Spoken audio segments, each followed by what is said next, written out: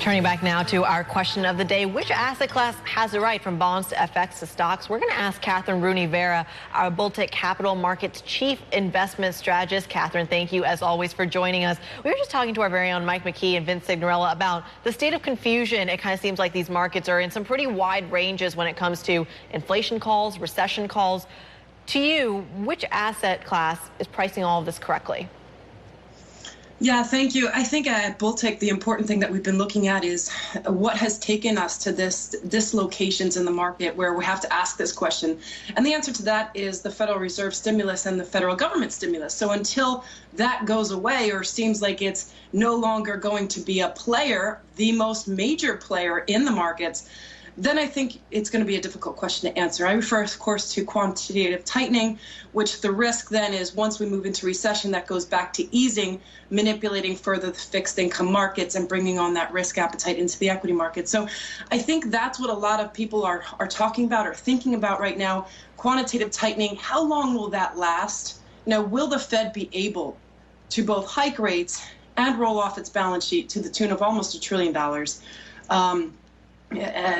And at the same time avoid recession. So I think that I think it's going to be very hard to really answer that question at this time period. Kathryn, you bring up the issue of recession.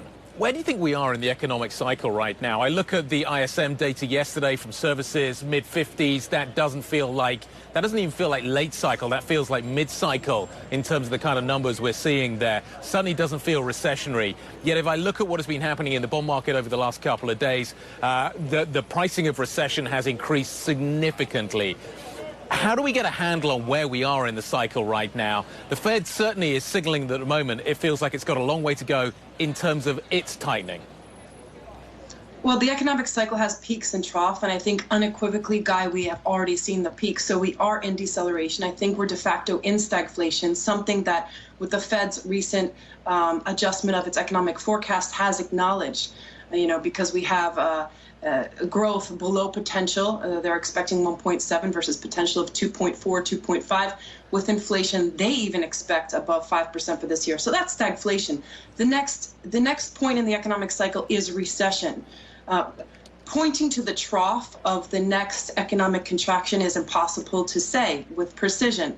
But what I can say is that, and I think we've been talking about this a lot on Bloomberg, is that the labor market, it's really hard to have a recession or say we're in recession when we have 3.6% unemployment rate, and you still have a consumer that's still spending on recreation and travel and hotels. And that's the fact of what we're seeing. So what my laser focus is on non-farm payrolls tomorrow, unemployment rate, labor participation rate. When we see a rollover in the labor market, and my estimation is that magic kind of number is 4.2%. So I think once we get to that 4.2% or even higher in terms of unemployment, we're going to be in recession. And that's what I'm looking at in terms of what could be the nail in the coffin for the consumer.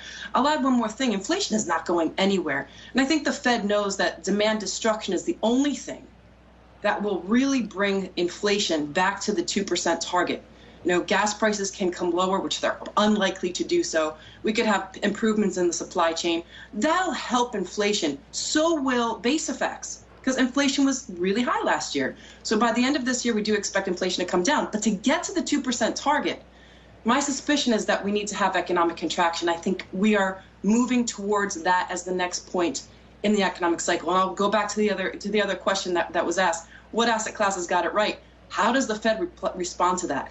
They can't take rates up too high and then bring them back down. My suspicion is that we go back to the old playbook or the new playbook, which is quantitative tightening, moving back into easing. Well, speaking of that quantitative tightening, Chairman Powell has been very vocal about having the market perhaps do some of its work for it. If you look at financial conditions, for example, they've been in restrictive territory or very tight conditions, I want to say for a couple of months now. How much further can you see that tighten for this to actually be a successful way for the markets to function? That's an excellent point, and perhaps the Fed doesn't even have to go as far as it's expected to do so at the 3.5% terminal rate and the big roll-offs of its balance sheet if the market does some of its work for it. You're right on that. Financial conditions are tightening, and that has a lag effect. So when you hear analysts come out saying consumers doing fantastic, it's resilient, it's going to help us avoid recession, or it's going to make the recession very smooth or moderate in its magnitude, I would say wait a few months on that, because you have the combination of, here in the U.S., our net worth, the bulk of it is attached to our housing value and our 401ks, both of which one is getting hit more than the other. But the housing market doesn't look too strong either in the future. So I think that the months ahead, we're going to see both a rollover in the labor market, which is going to bring the consumer contract the consumer spending even more. And that's going to probably allow the Fed to not hike or roll off as aggressively as it has intended to do so. Kathryn, looks like we're in for a volatile time. We're certainly seeing that in British politics. We're going to talk about that next. Kathryn Rooney Vera of Baltic Capital Markets, thank you very much indeed.